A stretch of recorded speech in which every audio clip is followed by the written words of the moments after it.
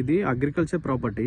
ఇక్కడి నుండి అక్కడ రైట్ సైడ్ కనిపిస్తుంది కదా చెట్టు, ఆ ఉరం దాకా అక్కడి నుంచి స్ట్రేట్ గా మనకి ఎలక్ట్రిక్ పోల్ ముందు నుంచి అట్లా అని మనకు లాస్ట్ గట్టి కనిపిస్తుంది కదా, అక్కడి వరకు వస్తుంది.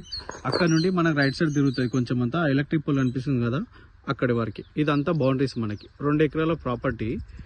ఒక బోర్ ఉంది, కరెంట్ శాంక్షన్ ఉంది, ఫుల్ వాటర్, మొత్తం వరి పొలం వేసినారు ఇందులో. మనం 2 ఎకరాల ప్రాపర్టీలో ఇటు రైట్ సైడ్ ప్రాపర్టీస్ కూడా అమ్మకానికే ఉన్నాయి, ప్రజెంట్ కూడా అమ్మకానికే ఉన్నాయి. ఇక్కడ పక్కన ఇల్లు కనిపిస్తుంది కదా, అక్కడ దాకా బీటీ రోడ్ ఉంటుంది.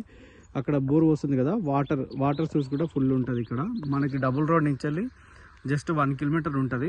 విలేజ్ కానుకొనే ఉంటుంది ప్రాపర్టీ. ఇగో విలేజ్ పక్కన నుంచి సిస్ రోడ్ నుంచి ఇట్లా కొంచెం ఇది క్లీన్ చేసుకోవాలి రోడ్. ఇది పానాది.